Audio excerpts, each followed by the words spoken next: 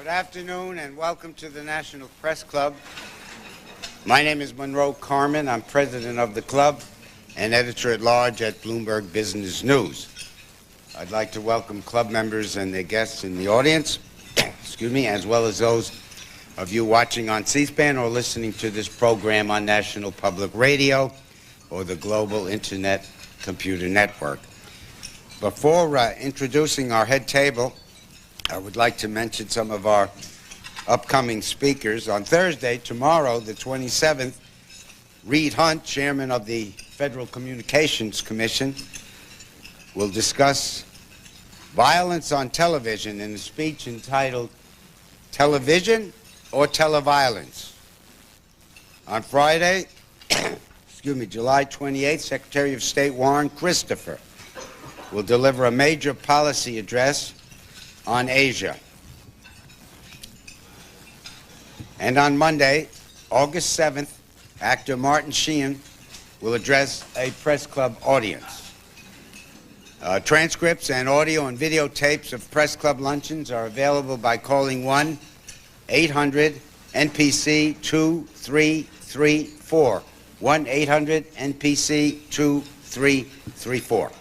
If you have questions for our speaker, please write them on the cards provided at your table, and I will ask as many as time permits. I'd now like to introduce our head table guests and ask them to stand briefly when their names are called. From your right, Jim Asker of Aviation Week and Space Technology. Maria Riccio of the Fort Worth Star-Telegram. You can hold your applause till the end. I'm sure they wouldn't mind. Paul Hoverston of USA Today. Sorry, Paul, I deprived you of Marilyn Lovell, wife of Jim Lovell.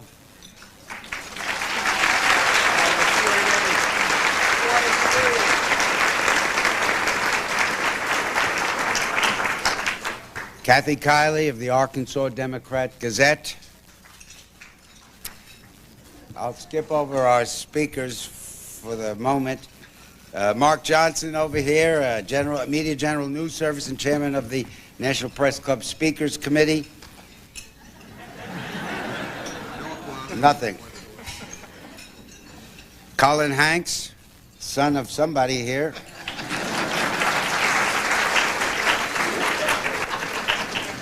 Dan Carney, freelance journalist and member of the Speakers Committee who arranged today's luncheon. Thank you very much, Dan. Patricia Williams of Space News.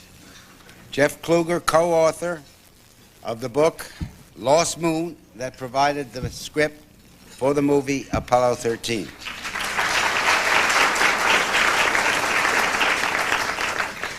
Craig Hines, Washington Bureau Chief, Houston Chronicle. And Brooks Bolick, Washington Bureau Chief of The Hollywood Reporter.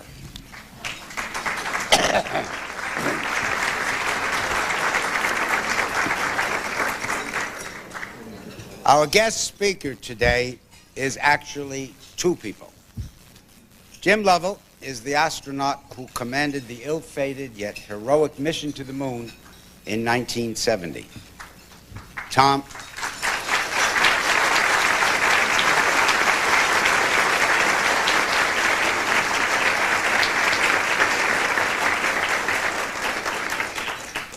Hanks is the actor who plays Jim Lovell in this summer's smash hit movie, Apollo 13.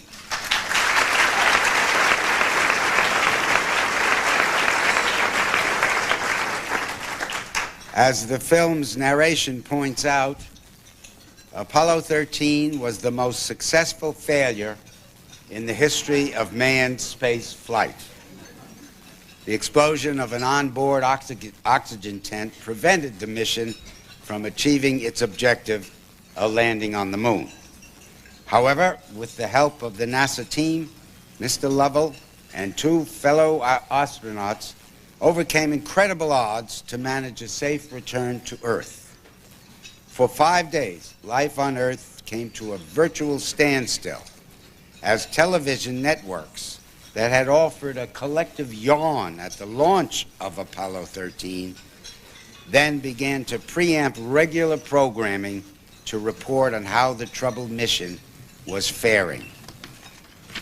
While Mr. Lovell will be best remembered for his Apollo 13 adventure, he actually completed 4 missions into space in all, 2 with the Gemini program and 2 with Apollo. His early missions helped develop the docking techniques that would be crucial in the eventual landing on the moon. It is my pleasure to inform you all today that the White House is announcing this afternoon that President Clinton is awarding the 9th Congressional Space Medal of Honor to James A. Lovell.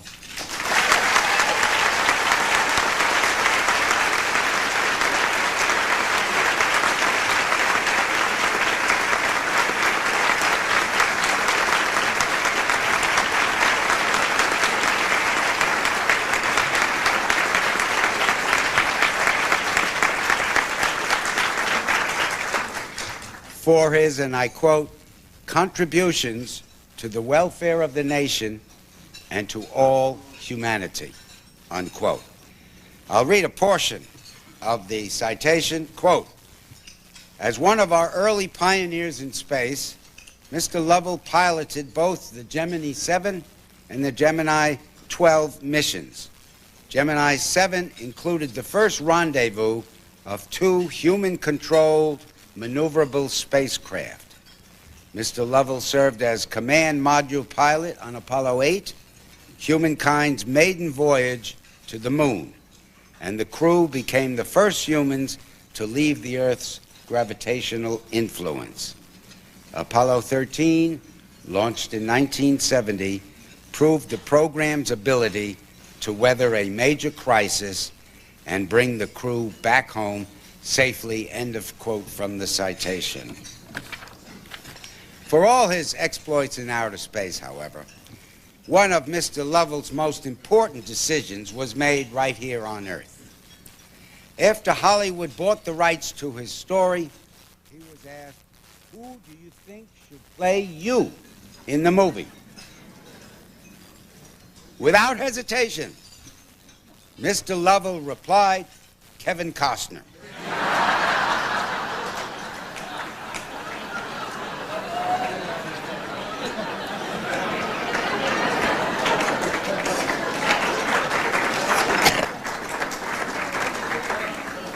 Mr. Costner wasn't available, so Hollywood had to turn to a second choice. An obscure actor. Sorry, I told you. An obscure actor named Tom Hanks. Tom who? Tom Hanks.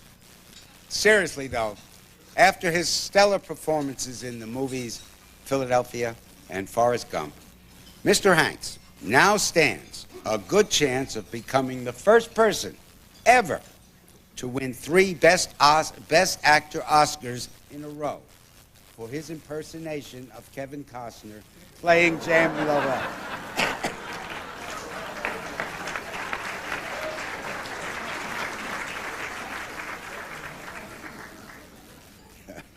If Mr. Hanks wasn't the first name to come to Mr. Lovell's mind, the actor quickly won the astronaut over with his enthusiasm for the role.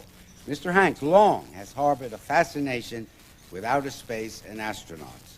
When he first met Jim Lovell, it was Tom Hanks who was asking for autographs. Today, our 2 guests will share their thoughts on the Apollo 13 mission, in reality and in the movies, and on the future of space exploration. Now, before we begin, I ask the photographers, please stay back because we don't have that much time left. First, warm welcome for Mr. Tom Hanks, who will make some remarks and then introduce Jim Lovell. Thank you very much.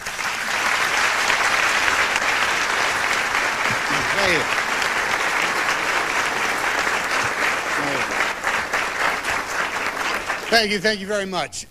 Boy, it's never too late to get back on that old celebrity mule train and just push a movie, you know? 4 weeks after release, you can always work in another press stop. No problem. You know, if Kevin Costner had played Jim Lovell, which it still would have been a wonderful movie, because I still would have been in it.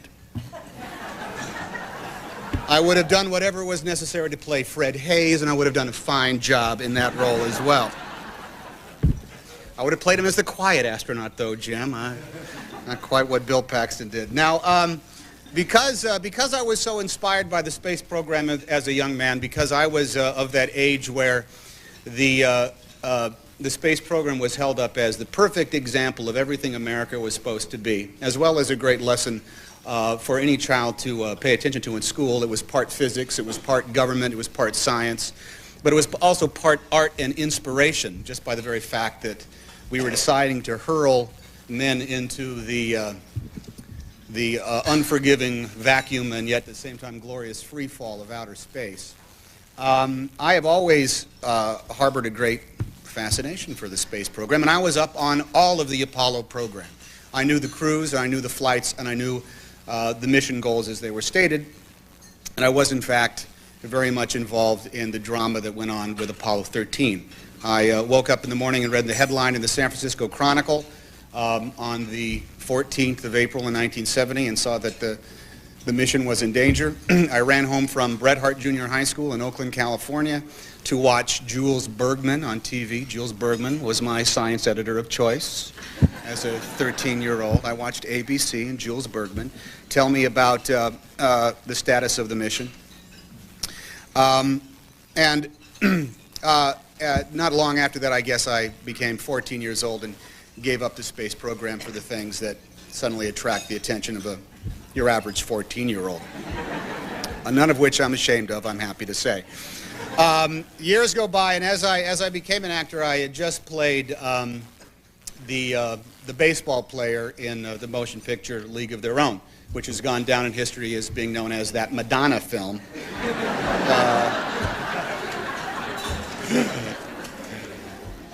And after having had that opportunity, I was sitting around with my crack team of show business experts, the two old ladies who work for me part-time.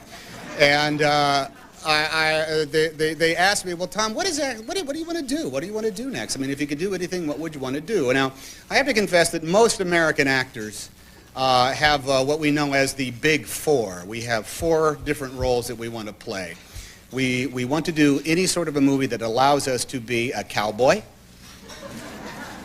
an army man, a baseball player, and, in fact, an astronaut. I had played the baseball player, so I was searching around for one of the remaining 3 items on the Big Four to do. And I pointed out to them that, that the story of Apollo 13, I thought then, years ago, would make a fascinating story because I was aware of it. My crack team of show business experts says, was that the one that landed on the moon? And I was, no, that I explained what the story was to them. And we then promptly decided to wait 3 years for Jeff and Jim to get together and write the book that we could base the movie on. From a pure movie-making point of view, from a pure storytelling point of view, the great thing about the saga of Apollo 13 is that there is nothing that we could have made up that would have been better than what Jim and Fred and Jack and the people in Mission Control actually went through.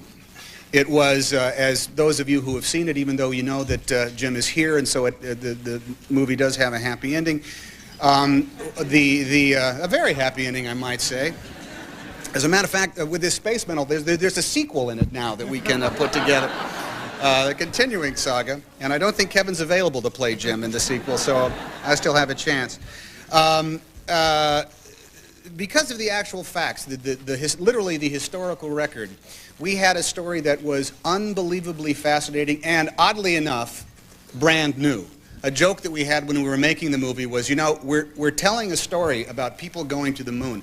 We're making a movie about a voyage around the moon, and it is a period piece. We're driving old cars that have horrible emission controls on them. We're wearing fabrics that are not found anywhere in nature. Kathleen Quinlan is Marilyn Lovell, had shades of color on her face that have never been duplicated again. as well as hair, and oh, it was wild. But that's the great storytelling aspect of Apollo 13. The greater artistic aspect of Apollo 13, the story, the movie, I think, is the presence of Mr. Jim Lovell.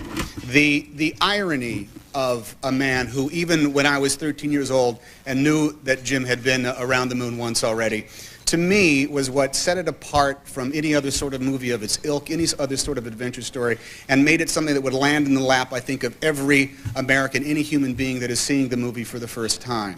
Knowing that Jim has been around the moon, knowing that Jim Lovell and Fred Haise and Jack Swigert are circling the moon on just one great big arc of trajectory to hurl back to Earth like some sort of thrown hammer, I think is what makes it something that is oddly approachable, not just to us as human beings, but also to us as people who understand the concepts of art. It's a story that's told right out of the Greeks. It's equal to Ulysses on his own individual Odyssey, coming back around and wondering just purely whether or not we will get home. I think I have been a very lucky man because I've been able to benefit from being an actor and being able to tell the story, to be able to take part in. I love my job. I'll make movies about anything. It's the greatest job in the world. It's way better than what you people do for a living. And 'cause I get to dress up and pretend to be somebody else and pretend to do great things. I really feel that I'm very, very fortunate, and I think all of us on the film, Bill Paxton and Kevin Bacon, and Ed Harris, all the actors who were involved in the movie, Gary Sinise, we all felt that it was an honor to be playing these men and women. We felt it was a great privilege to be able to be paid to do something, to tell a story that we think is so inspiring and so hopeful and part of our collective consciousness as Americans. And I think, was the luckiest of them all, because I got to play this guy who, for 2 weeks on the flight of Gemini 7, sat right next to Frank Borman with tubes sticking out of his head and things wrapped around his legs. I can only imagine that must have smelled pretty bad in that little Gemini capsule by the time it was done. I got to play a man who sat in the left-hand seat on Gemini 12, and while Buzz Aldrin was off making a flawless EVA in outer space, was able to tell him to check under the hood and wash the windows while he was out there. I got to play one of the first 3 men who left the Earth's gravitational field, visited and orbited the moon, literally the first 3 human beings to go literally where no man has gone before. And I got to play the commander, the guy in the left-hand seat, the man who is going to receive the Congressional Space Medal of Honor. I got to play Mr. Jim Lovell. Jim?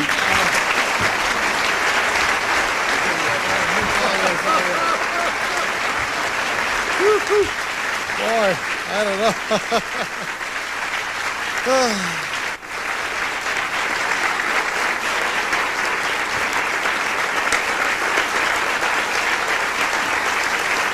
Thank you, Tom. Thank you. Tom is a hard act to follow. Let me put it that way.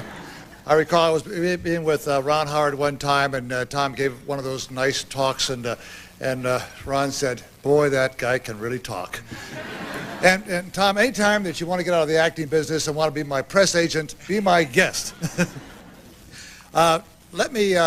Let me begin my remarks by somehow telling you exactly how this whole project got started.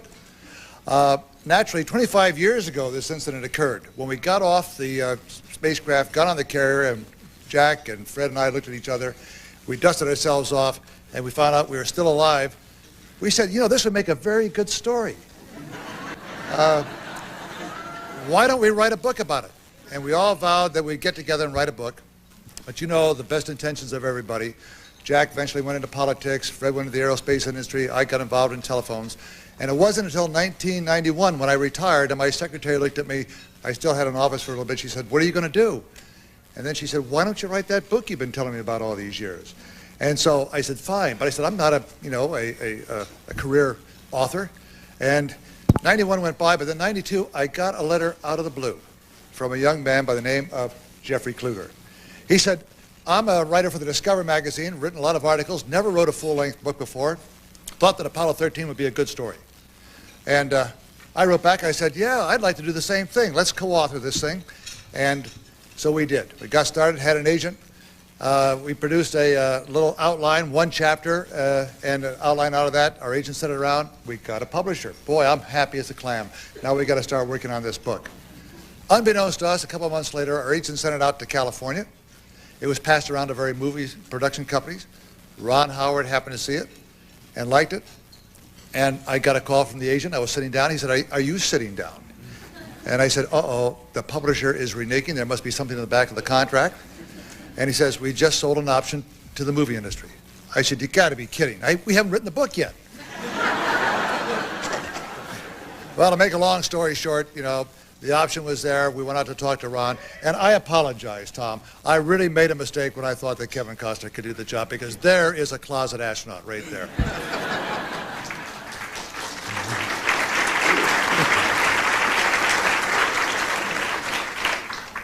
And of course, when Tom came aboard the project, that's when the option turned into the real thing.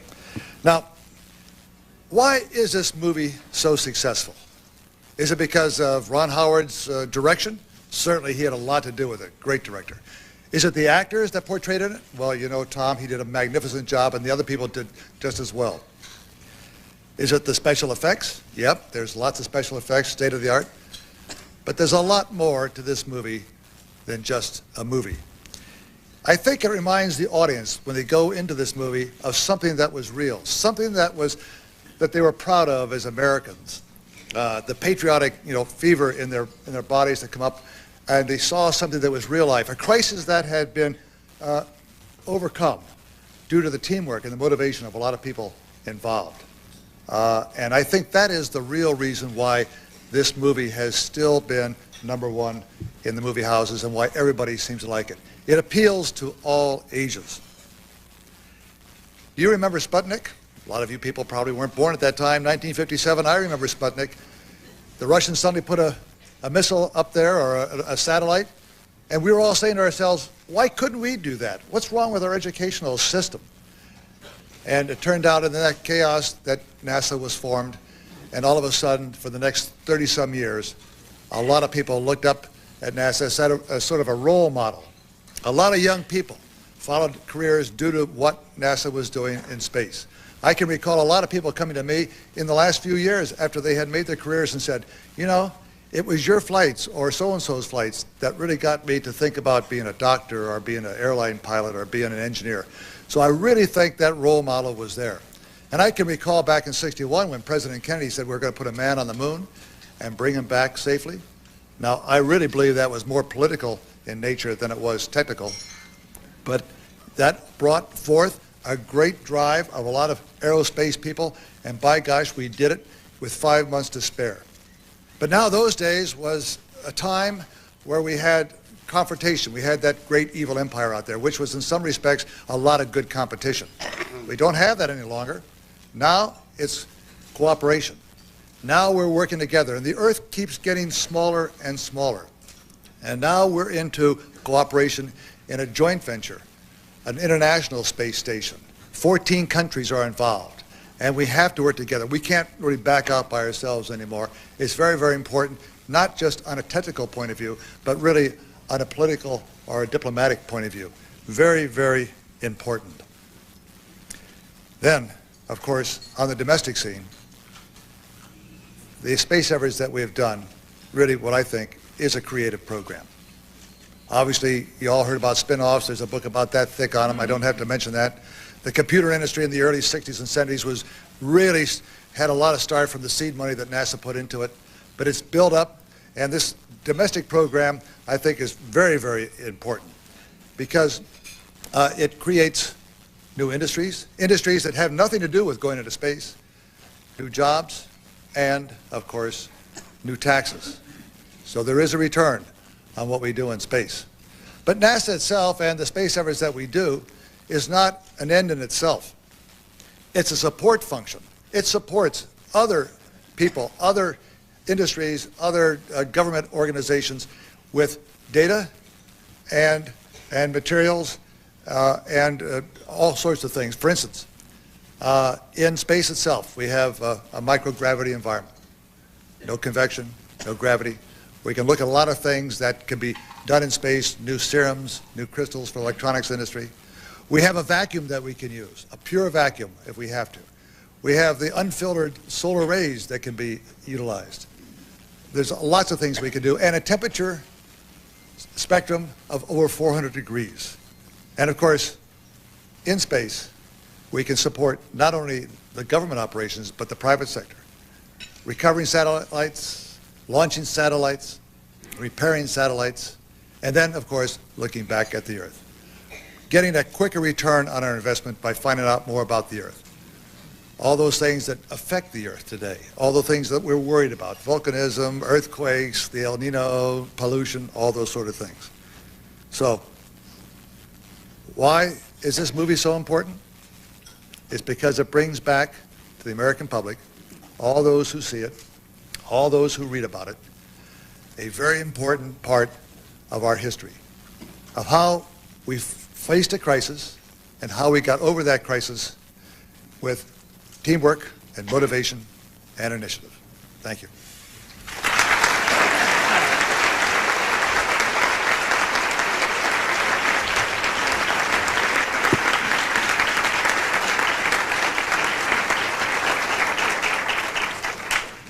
All right, I'm the mail sorter up here. Jim Lovell, how do you respond to critics who say that our space program now is just becoming a scholarship fund for the Russian program? Well, let me put it this way. I think that the idea of cooperation with Russia, with the other countries, is very important. They have a lot of good technical capability over there. They don't have any money, but a lot of technical capability. That technical capability and working together can come in this direction or it can go someplace else. I would rather have us working together in a cooperation together because there's a lot of potential in Russia. And I don't think that is a waste of money or just a scholarship program.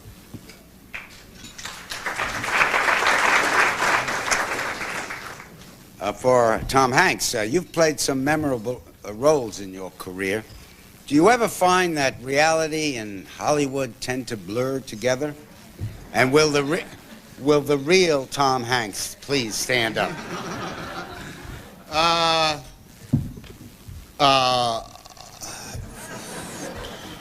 Well, man, I'll make my living there. I'm probably the last guy to ask this question I have played some very nice parts. I think that the only time that motion pictures can be a true motor for social change is when they somehow record the truth, when they're honest about what's going on in our lives. I think that for the vast, in the vast overall picture, movies are a distraction from our daily lives. That's one of the reasons that we seek them out. You can call it entertainment if you want to, but the idea of going into a room for 2 hours means that you get to escape whatever it is you're experiencing on the outside world. That's not a bad thing, but that's not what the true power of motion pictures or any art really is. The true power is when you walk into a darkened theater and up on the screen you actually see your own life reflected back at you. Then it can actually be some sort of instigator for ourselves, where we not only want to emulate what we see up on the screen, but we realize that we can implement it in our own daily lives. I like to think that that's some of the things that I try to shoot for in motion pictures, but then I go off and make movies like Turner and Hooch, and I wonder what the hell I'm trying to do.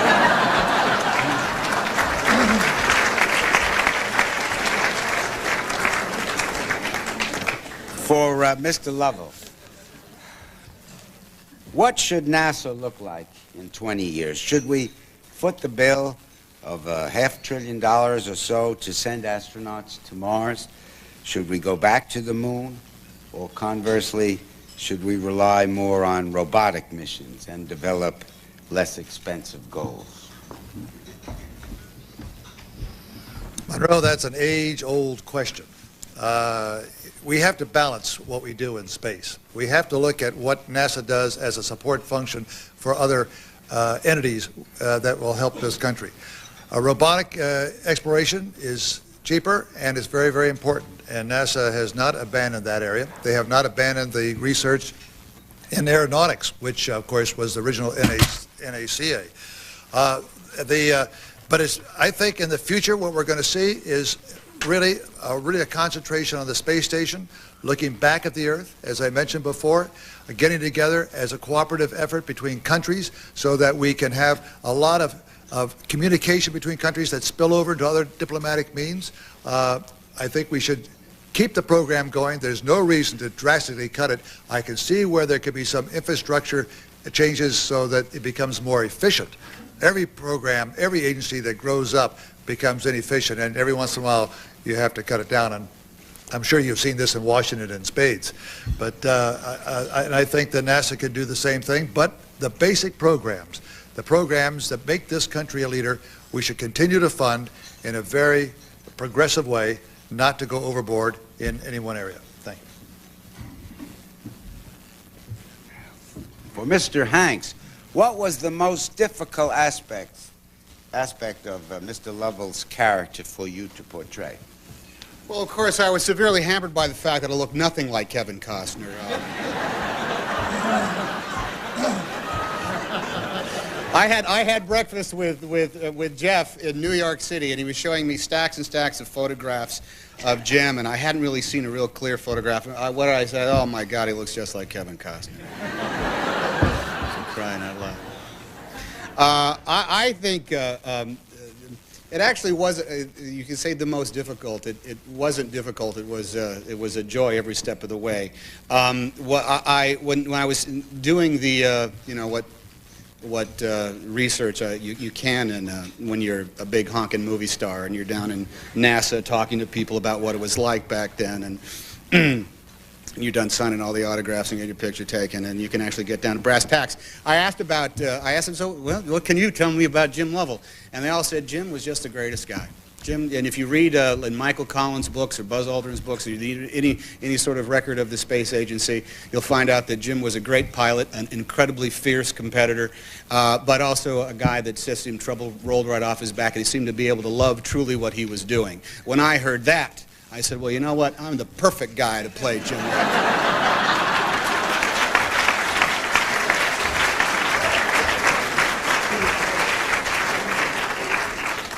For Mr. Lovell. In the movie, the crew was greatly relieved to learn that Ken Mattingly was working on the fuel problem in the simulator. But in the book, the problem seems to have been solved by John Aaron and Arnie Aldrich. What's the story? I always get these serious questions. Tom get all the the soft shoe stuff. I'm going to be an actor, Tom. That's what I'm going to do. Yeah. Well, seriously, when you have a book, you have the ability to expand out and really do things in detail because the reader can take his time going through it. When you're making a movie, and the first rough cut from what Ron Howard was telling me, that after he threw away all the film he didn't really want and kept it all, it was about a 4-hour movie. And consequently, Universal said there's no way we're going to have a 4-hour movie or even a 3-hour movie, and had to keep cutting it down. There are some things that had to be concentrated in the film that actually did not occur or did occur in more expansive mode than the real things. Many people contributed to all the solutions to the problems we had.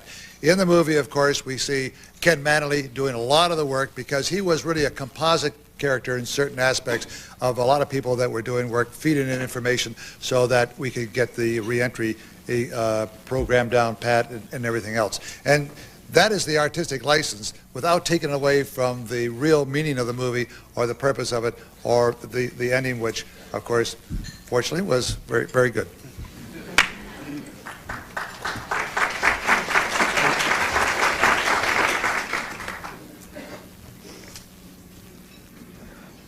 Some critics of the movie say that it is too technical and ignores the metaphysical or spiritual. Mr. Lovell and Mr. Hanks, how much did you and your crew think about the meaning of life and death on that mission, first when you were in the mission and then when you were portraying him in the mission? Let me handle that very serious question.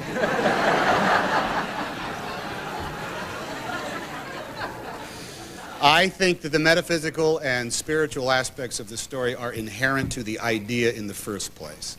One of the things I'm most proud of the movie is the launch sequence, because it starts with naked men, these little pink beings that are getting the hair shaved off of our chest and alcohol put on so the biosensors could be attached. And by the time they are floating up in the free fall of outer space, we realize that that's flesh and blood and brain and marrow that is inside those pressure suits and inside the steel hull of the spaceship Odyssey. I think that the spiritual and metaphysical aspects of the movie are inherent in moments when, in the first scene of the film, Jim Lovell is in his backyard covering up the moon with his thumb, and in the latter moments of the movie he is circling the moon and covering up the earth with his son. Did I say that right? With his thumb? I think that without making a cinder block house out of the spiritual aspects of the movie, I think it's in there, and I think it's one of the lifebloods of the film, and I think that's also one of the reasons that people are still going to see it here in late July.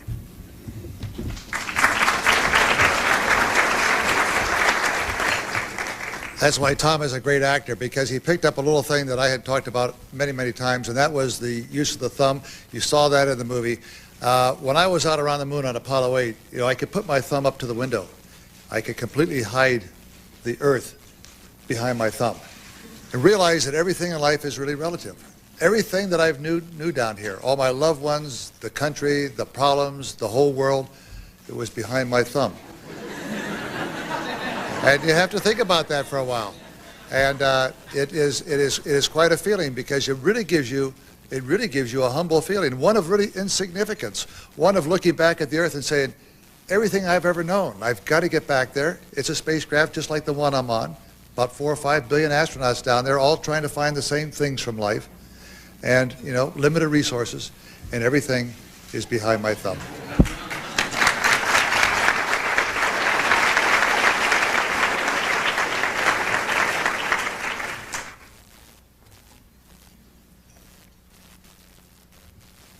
For Mr. Hanks, will there be a sequel to Forrest Gump? Will you be in the sequel? And could you please answer the questions talking like Forrest Gump?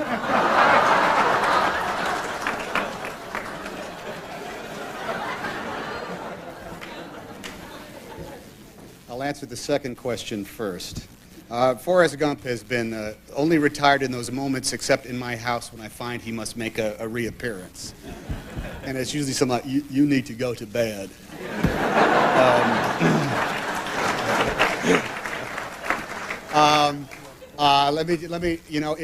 It took 9 years to figure out how to make the first Forrest Gump. I think to slam together a second story just in order to cash in on its popularity phenomenon would be a cheat, and I don't think anybody would like the result. The studio would love the opening weekend's grosses, but in the end result, I think that we would diminish the true impact of what I think is a magical kind of story. So maybe there will be a sequel sometime before the, well, I guess it's the year 2004. Look for it then.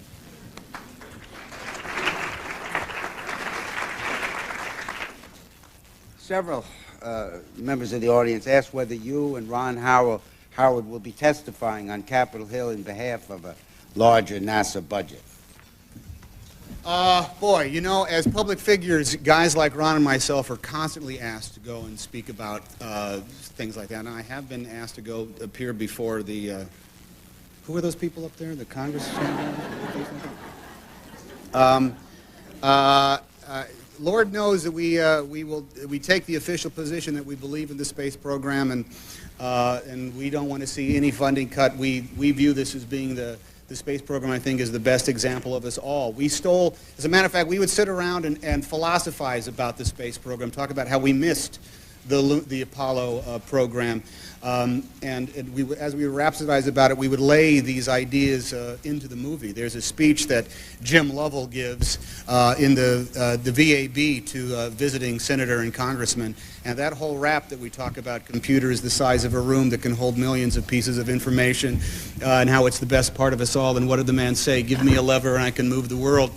And what would happen if Christopher Columbus returned from the New World and no one followed back in his footsteps. All that stuff comes from what Ron and I think a great majority of the filmmakers felt about the space program. Would we go and testify? Well, I think that would make some really great video for all the news gathering organizations. I don't know what we could say beyond our efforts in the motion picture itself. I think that's a much better statement than we could do sitting in front of that, those tables with the green tablecloths and those 3 microphones sitting out there. It'd be a very intimidating moment. We would probably consider it. Whether it would do any good or not, I think, would be a question. I think the great statement that anybody on the filmmaking side could make about funding for NASA is wrapped up in the 210 minutes or so of that little movie called Apollo 13.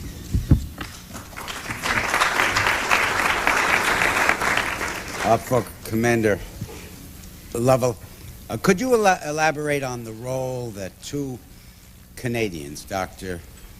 French and Dr. Etkin of the University of Toronto, played in getting Apollo 13 back to Earth?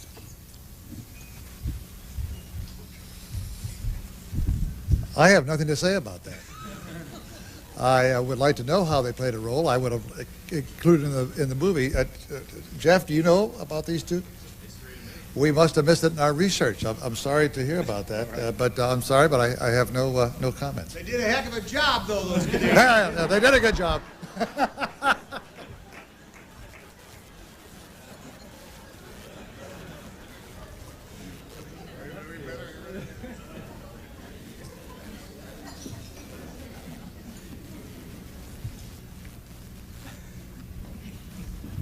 Question for Mrs. Lovell.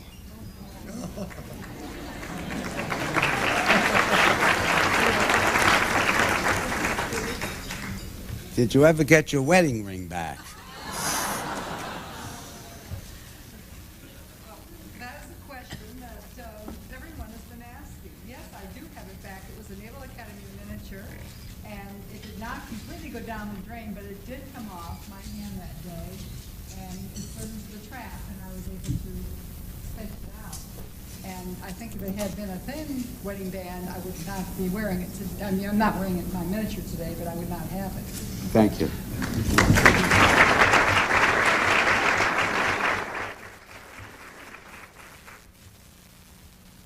All right, we're going to shift to some other roles now. This question on your performance in the movie Philadelphia.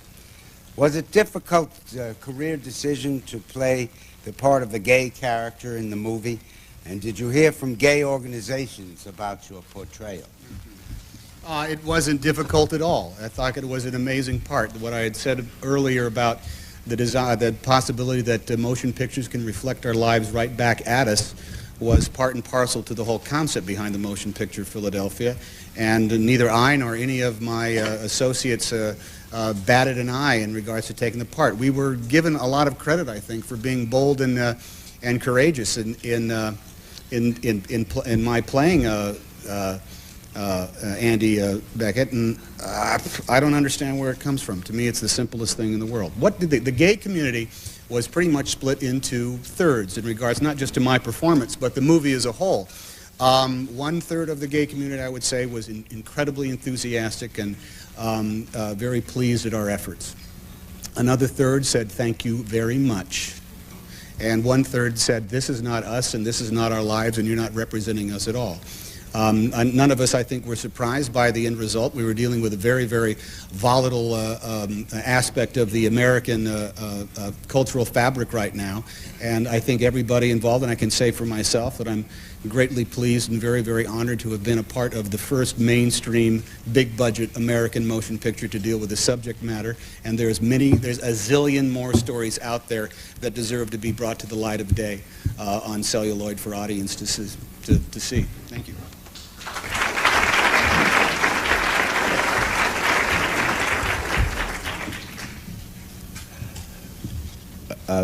Some of NASA's self-described dweebs have distributed a list of top 10 errors in Apollo 13 film,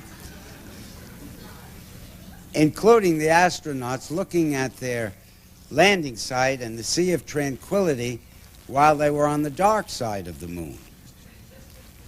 Were you aware of the mistakes? Does it matter? You sit down.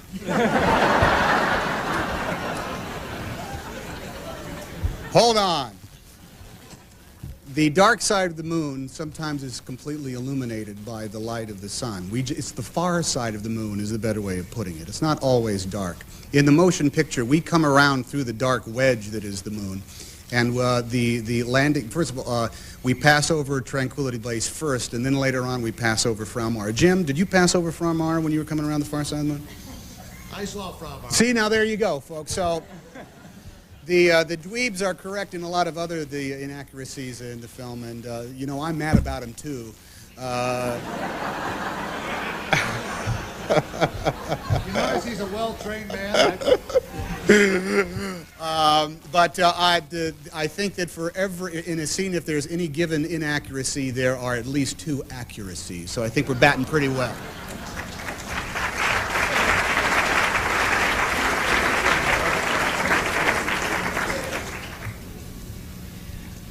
When my wife and I went to see the movie the other night in preparation for your appearance, the young boy sitting next to me, and he turned to his mother and he said, "Oh, now I know why Apollo 13 had so much trouble.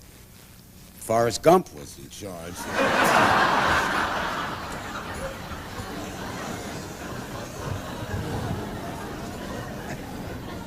All right.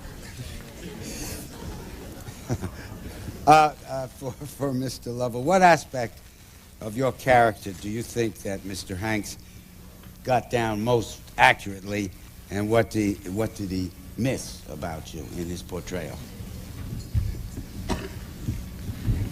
Well, when Tom first came aboard, we met down at the Johnson Space Center, and Tom said, you know, I'd like to learn a little about your character, because I'm going to play your part. I have to see, you know, just how you act, your mannerisms and things like that. And so I invited him down to the house, and we came on down, and first of all, I picked him up in Austin, and I put him in my airplane. Now, I don't know how much flying he's done in very small airplanes, but we went along, and of course, flying, and I was an old test pilot, so I thought, of course, 20-some years ago, I said, first of all, Tom's going to learn how to be a test pilot and an astronaut, you know, and a naval officer. So I started doing all those things that I can remember back in testing airplanes, and finally I said, Tom, I said, you know, now if we're lucky, we'll be able to get that NASA's zero-G airplane and really get some zero-G. And I said, you know, so stand by. So I tried to put this little plane in zero-G, and he just stood there or sat there, you know, and yeah, everything is fine. So the first thing I saw that his characteristics like me was the fact that he hung in there, he stayed around, and to do the job right. And as a matter of fact, when I was there, I said, Tom, didn't you do another movie? He had just finished Philadelphia, and I thought I'd seen Philadelphia, and he said, yeah. I said, what was the name of that movie? It hadn't been out yet. He said, Gump. I said, Gump. He said, yeah, Forrest Gump. I said, Tom, what's that movie about? And he said, well, it's about a guy with sort of limited mental capability, you know, that goes around but finds that goes and sees the presidents and sees everything. He just leads a very good life. And I said, oh. I said, let's see it. Philadelphia, gay lawyer, you know, and Forrest Gump, limited mental capability. Now I got to make him to be a test pilot, an astronaut. But he did a great job. His characteristics, his mannerisms that I think, and of course I'm prejudiced because I'm so close to it, he picked them up. Very subtly he picked them up, and he did a very, very good job at it. Thank you, Jim. I'm actually sorry that there weren't any bona fide airplane flying scenes in the movie, because then I could have done a really good imitation of Jim Lovell flying a plane. Your concept of a guy flying the plane is usually this. Here's a guy flying a plane. That's what you would think of how Jim Lovell flies a plane. This is how Jim flies a plane.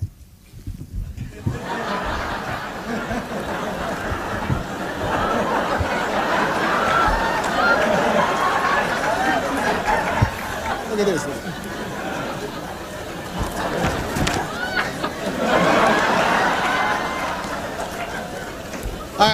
I knew that I was dealing with a guy who was very comfortable behind the wheel because Jim, he flies through the clouds.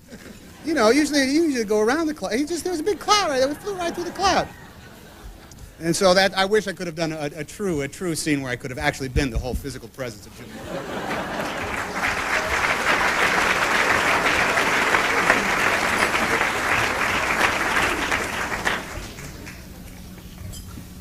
Mr. Hanks, you're so funny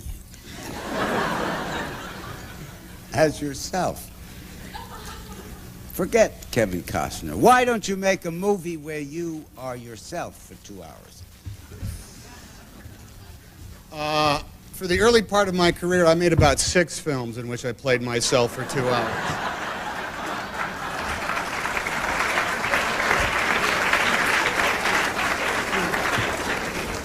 For Mr. Lovell, just to bring us up to date, a postscript on the film. Did Fred Haise and his wife have a boy or girl? They didn't tell us. And secondly, in the movie, you didn't want to have Swigert with you on the mission. Did you really not want him with you? Well, that's a very good question. Actually, first of all, Fred Haise had a boy. So we'll get that out of the way. Second of all, Jack Swigert was a very competent pilot. And in just 4 days, we retrained, very long days, when we found out that Manley was a bachelor and there was no doubt he was going to come down with the measles, which of course never occurred. But Jack came aboard. We really and true did not have any qualms about his capability of being one of the crew. One of the things that we had to train for, though, before we took off, was the time when he was by himself orbiting the moon. We were coming up from the moon, and with Ken Manley, we even got to know the inflections of his voice, exactly what he was doing, what he was thinking, so that we could make the rendezvous with little trouble.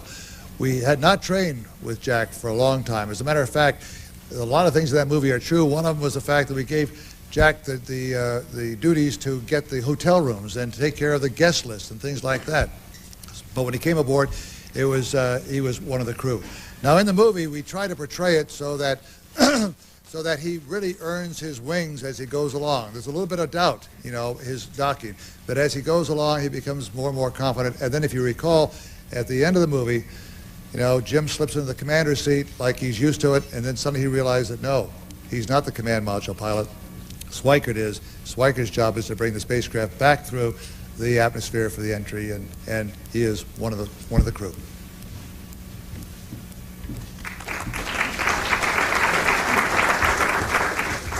Before we get to the final question, I have a few gifts here for you all.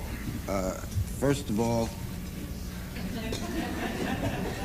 Commander Lovell, a certificate of appreciation. Oh, thank you. For being with us, and a famous press club mug. Aha! There we go. To keep you awake on long missions to the moon and elsewhere. Tom Hanks, you get the same, equal time. Certificate of appreciation.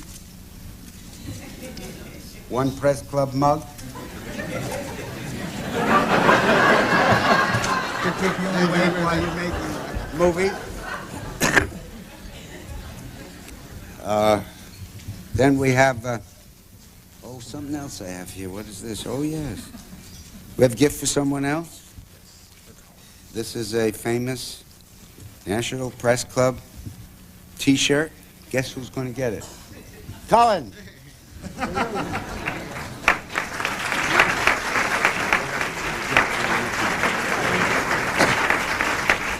And finally, for you, Miss Lovell, for standing up to my surprise question, we have a gift that we hope you'll appreciate. Oh, look at that.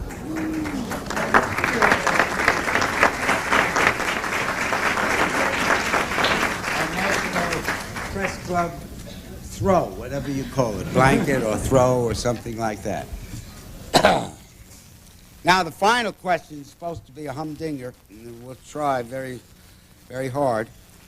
Either or both of you can answer this one. Excuse me. Which is the greater honor? appearing at the National Press Club, being cited by the President of the United States, or immortalized by Roy Rogers Restaurant with the Apollo 13 bacon cheeseburger combo.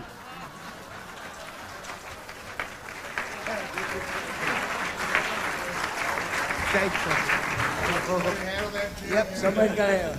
Boy, I get all these difficult questions. The president citation was a complete surprise to me when I arrived last night in Washington, D.C. Naturally, I was looking forward to the press club. I had been here before. I introduced, at that time, Vice President Gerald Ford, and I can recall quite vividly the Secret Service said, now you tell everybody to stay seated until we get the Vice President out of here. And I said, very well. I got up to tell everybody to stay seated while the Vice President left. And the Vice President said, no, you're not. I'm going down and talking to all these people. But no, I enjoy very much coming to the press club. And of course, the President's meeting a little bit later on this afternoon is something which is a surprise, but of course, I'm very much looking forward to that too. Thanks.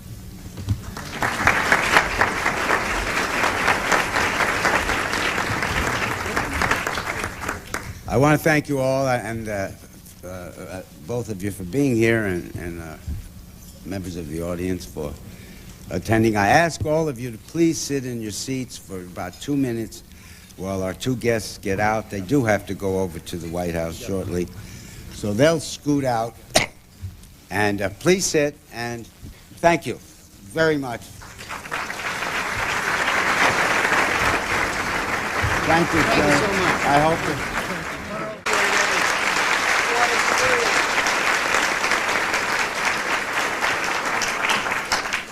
Kathy Kiley of the Arkansas Democrat Gazette. I'll skip over our speakers for the moment. Mark Johnson over here, Media General News Service and Chairman of the National Press Club Speakers Committee. Nothing. Colin Hanks, son of somebody here.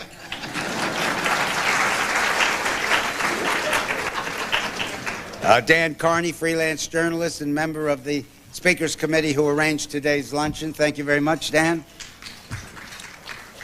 Patricia Williams of Space News. Jeff Kluger, co-author of the book Lost Moon that provided the script for the movie Apollo 13.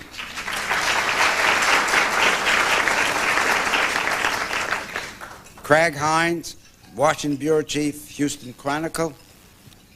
And Brooks Bolick, Washington Bureau Chief of The Hollywood Reporter.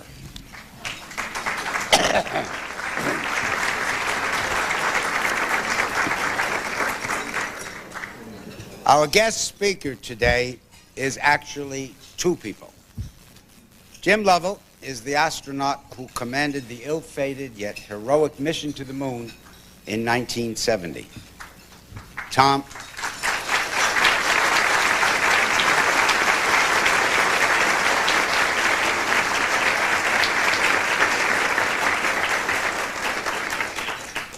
Hanks is the actor who plays Jim Lovell in this summer's smash hit movie, Apollo 13.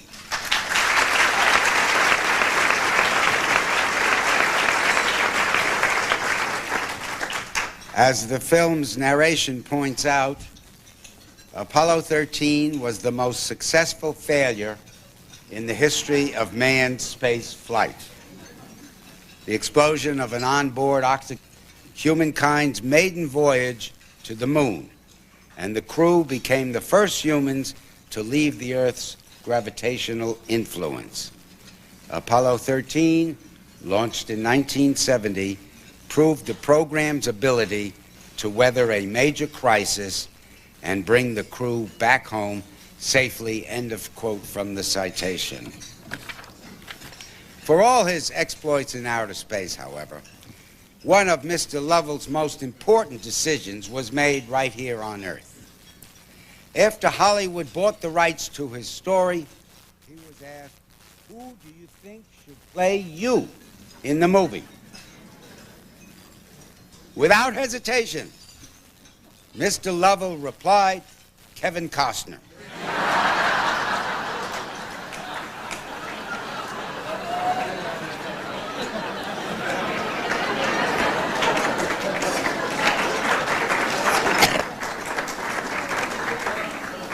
Mr. Costner wasn't available, so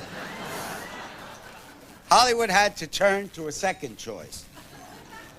An obscure actor. Sorry, I told you.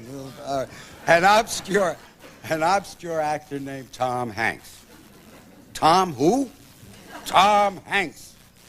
Seriously, though, after his stellar performances in the movies Philadelphia and Forrest Gump, Mr. Hanks now stands a good chance of becoming the first person ever to win 3 Best Actor Oscars in a row for his impersonation of Kevin Costner playing James Lovell.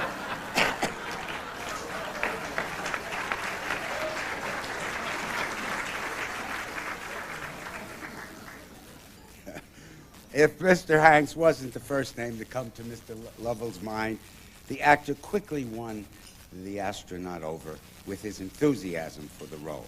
Mr. Hanks long has harbored a fascination with outer space and astronauts. When he first met Jim Lovell, it was Tom Hanks who was asking for autographs. Today, our 2 guests will share their thoughts on the Apollo 13 mission, in reality and in the movies, and on the future of space exploration. Now, before we begin, I ask the photographers, please stay back because we don't have that much time left. First, warm welcome for Mr. Tom Hanks, who will make some remarks and then introduce Jim Lovell. Thank you very much.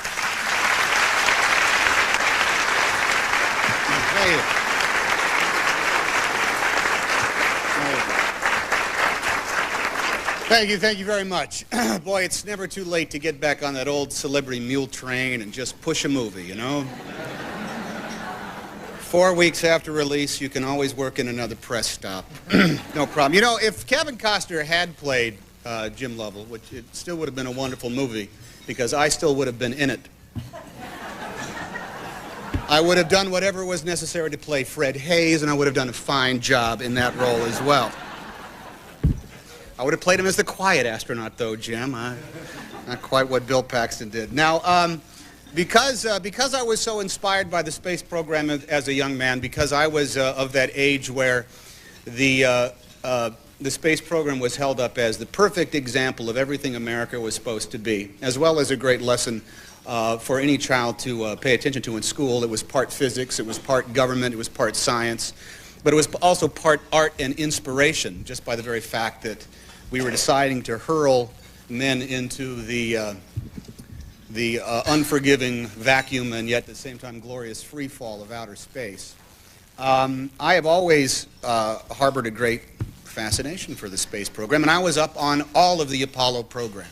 I knew the crews, I knew the flights, and I knew the mission goals as they were stated, and I was in fact very much involved in the drama that went on with Apollo 13. I woke up in the morning and read the headline in the San Francisco Chronicle on... Good afternoon and welcome to the National Press Club. My name is Monroe Carmen. I'm president of the club and editor-at-large at Bloomberg Business News. I'd like to welcome club members and their guests in the audience, excuse me, as well as those of you watching on C-SPAN or listening to this program on National Public Radio or the Global Internet Computer Network. Before introducing our head table, I would like to mention some of our upcoming speakers. On Thursday, tomorrow, the 27th, Reed Hunt, chairman of the Federal Communications Commission, will discuss violence on television in a speech entitled Television or Televiolence. On Friday, July 28th, Secretary of State Warren Christopher will deliver a major policy address on Asia. And on Monday, August 7th, actor Martin Sheen will address a press club audience.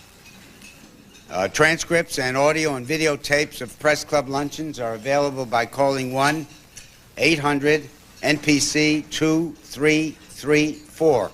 1-800-NPC-2334. If you have questions for our speaker, please write them on the cards provided at your table, and I will ask as many as time permits. I'd now like to introduce our head table guests and ask them to stand briefly when their names are called. From your right, Jim Asker of Aviation Week and Space Technology. Maria Riccio of the Fort Worth Star-Telegram. You can hold your applause till the end. I'm sure they wouldn't mind. Paul Hoverston of USA Today. Sorry, Paul, I deprived you of Marilyn Lovell, wife of Jim Lovell. Oxygen tent prevented the mission from achieving its objective of landing on the moon. However, with the help of the NASA team, Mr. Lovell and two fellow astronauts overcame incredible odds to manage a safe return to Earth. For 5 days, life on Earth came to a virtual standstill as television networks that had offered a collective yawn at the launch of Apollo 13 then began to preempt regular programming to report on how the troubled mission was faring. While Mr. Lovell will be best remembered for his Apollo 13 adventure, he actually completed 4 missions into space in all, 2 with the Gemini program and 2 with Apollo. His early missions helped develop the docking techniques that would be crucial in the eventual landing on the moon. It is my pleasure to inform you all today that the White House is announcing this afternoon that President Clinton is awarding the 9th Congressional Space Medal of Honor to James A. Lovell.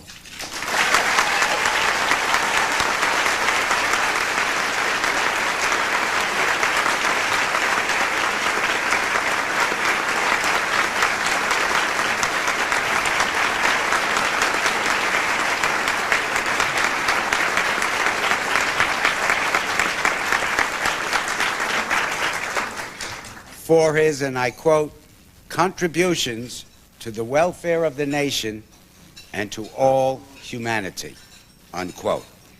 I'll read a portion of the citation, quote, as one of our early pioneers in space, Mr. Lovell piloted both the Gemini 7 and the Gemini 12 missions. Gemini 7 included the first rendezvous of 2 human-controlled maneuverable spacecraft. Mr. Lovell served as command module pilot on Apollo 8